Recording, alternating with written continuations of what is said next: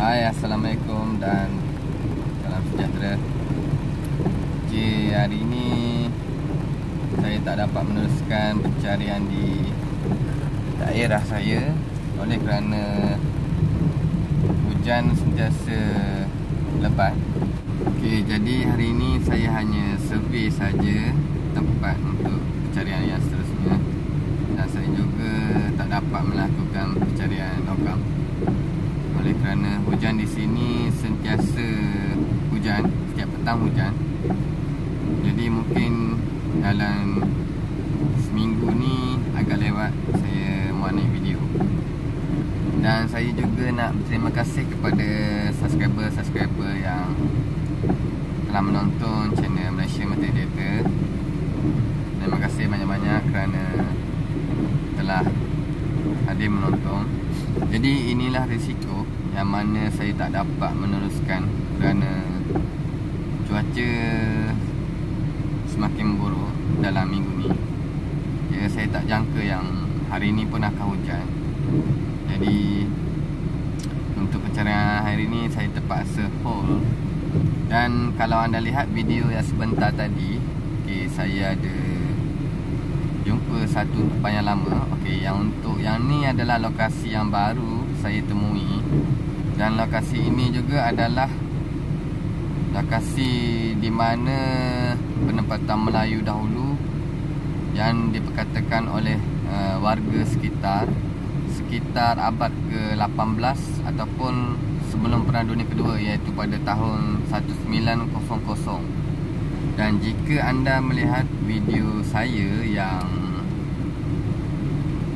tajuk pendokor keris atau sebagainya, ya, saya banyak menemukan logam-logam yang digunakan oleh orang Melayu dahulu. Jadi kenapa saya membuat pencarian di hutan-hutan dan di kawasan yang boleh dikatakan ekstrim, kawasan yang ada harimau, gajah dan sebagainya?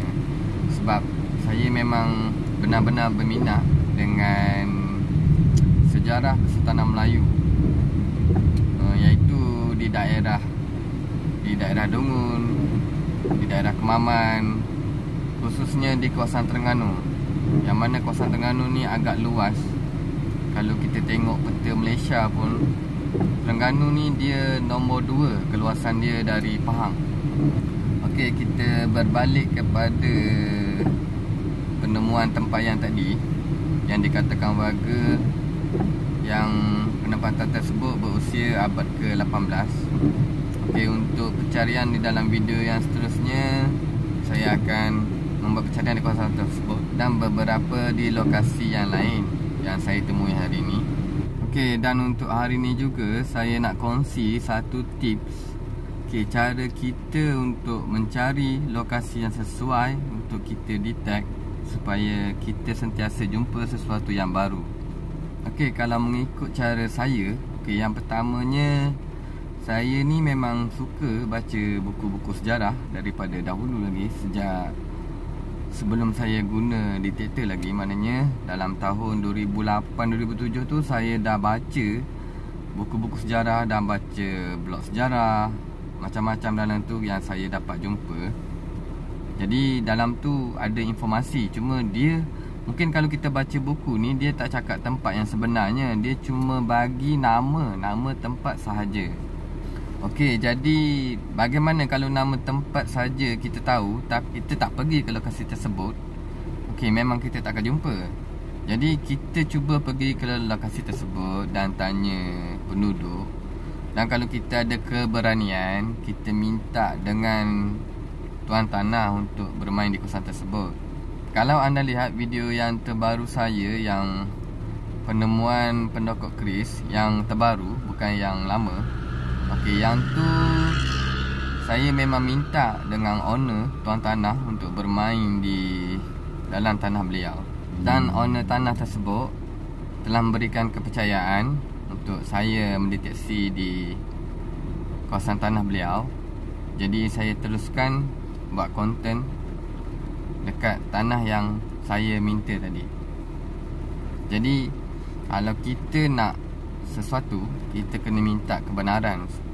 Sama ada owner tu bagi atau tidak, itu terpulang. Okey, kalau dia tak bagi, kita boleh cari tempat yang lain. Okey, untuk tips yang kedua, bagaimana nak cari tempat detect yang mempunyai potensi tinggi. Okey, saya selalunya berfikiran, okey, kita kena berfikiran seperti orang-orang dahulu. Okey, kita kena berfikir macam mana orang dahulu. Okey, bila dia buat penempatan ni, mesti dia tak nak rumah dia ni banjir atau naik air. Okey, tak semestinya orang Melayu dahulu ni dia buat betul-betul rumah tu atas bukit. Sebab manusia ni perlukan air untuk hidup. Jadi poin dia untuk cari kawasan yang lama ni adalah air. Sumber air. Itu adalah salah satu. Untuk yang ketiga, kalau saya lah kan, kalau saya nak cari tempat, selalunya saya akan tanya pemancing-pemancing. Okay, kenapa kita tanya pemancing? Sebab pemancing ni selalunya suka juga masuk hutan, keluar masuk hutan. Jadi anda boleh tanya kepada beliau atau rakan anda. Anda tanya seperti ini.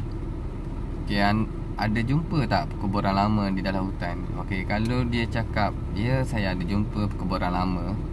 Okay, jadi di situ sebenarnya dahulu ada penempatan. Tidak kira penempatan Melayu lama ke atau penempatan ribuan tahun. Jadi di situ yang sememangnya ada penghuni zaman dahulu, sama ada 100 tahun yang lepas ataupun ribuan tahun yang lepas.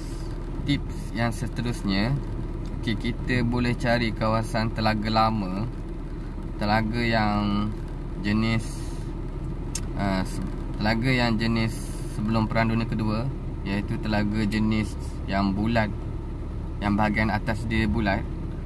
Okey, untuk telaga lama ni, jika anda menemuinya, ianya adalah satu petanda yang dahulunya di situ ada perumahan Melayu dahulu atau sebagainya. Jadi di situ pun dah ada poin untuk kita detect kawasan tersebut. Sama ada di situ rumah yang telah ditinggalkan lama ataupun masih berpenghuni. Okey, jika masih berpenghuni, anda perlu minta kebenaran dari owner tanah tersebut. Okey, untuk itu saja teman-teman seperjuangan.